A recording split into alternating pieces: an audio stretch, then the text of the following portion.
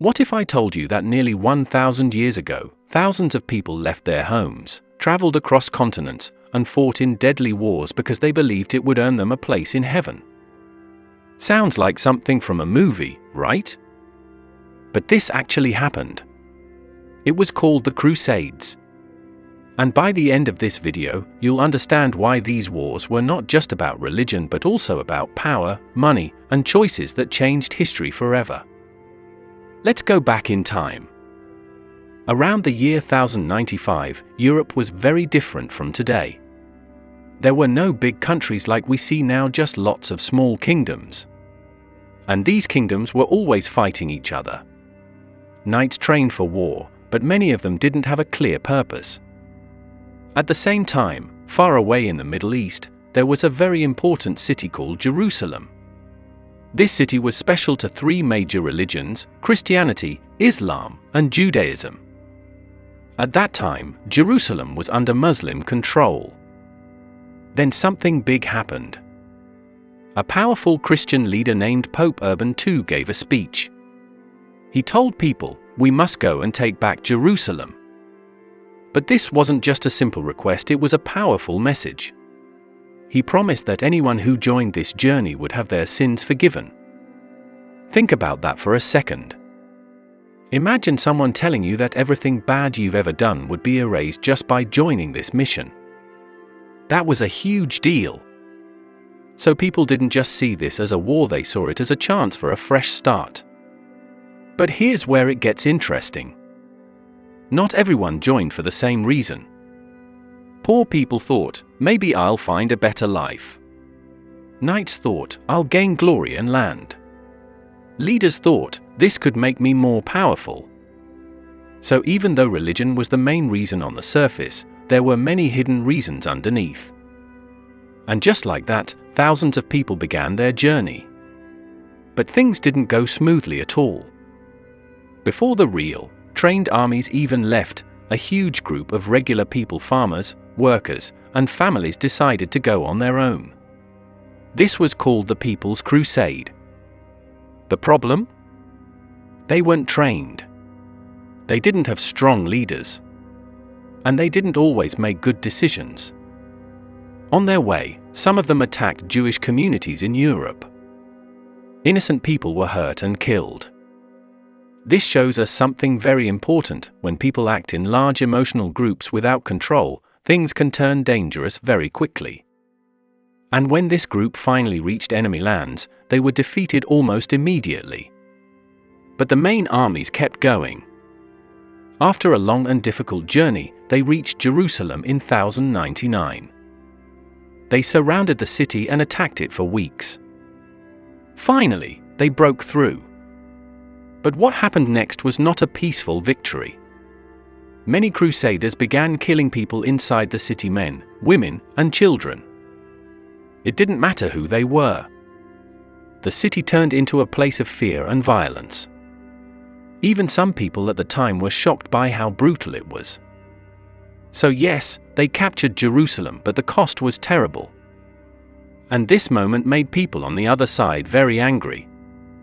Years later, a new leader rose in the Muslim world. His name was Saladin. Saladin was different from many other leaders. He was known for being smart, calm, and fair. In 1187, he fought back and took control of Jerusalem again. But here's the surprising part.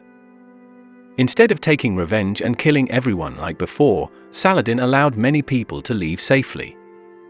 That doesn't mean everything was perfect, but it showed that not all leaders chose violence the same way. But even after this, the Crusades didn't stop. There were many more over the next 200 years. Some of them didn't even make sense. For example, during one crusade, the soldiers didn't even go to Jerusalem.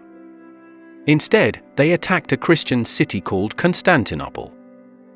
Yes, people from the same religion fighting each other. Why would they do that? Because by now, the Crusades were no longer just about religion.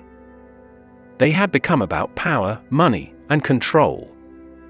Some cities made huge profits by helping transport soldiers. Kings wanted more land. Leaders wanted more influence.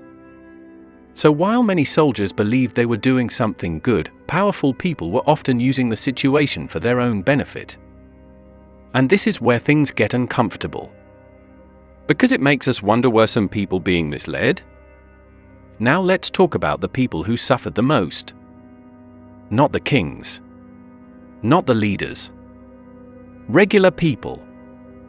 Families lost their homes. Cities were destroyed. Children grew up surrounded by fear and war. The Crusades weren't just battles, they were life-changing events for millions of people. And the effects didn't disappear quickly. The fear, anger, and mistrust between different groups lasted for generations. And in some ways it still exists today. You might be thinking, but this happened so long ago. Why does it matter now? Here's the answer. Stories and memories last longer than events.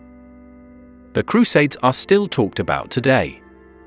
Sometimes they are used in speeches, arguments, or even to justify modern conflicts. And when people don't understand the full story, they can misunderstand history. That's why learning the truth matters. Because history is not just about the past, it helps us understand the present. So what's the real truth about the Crusades? They were not purely good. And they were not purely evil. They were complicated. Some people truly believed they were doing the right thing. Others were chasing power, wealth, or revenge. There were moments of kindness and moments of terrible cruelty. And that's what makes this story important.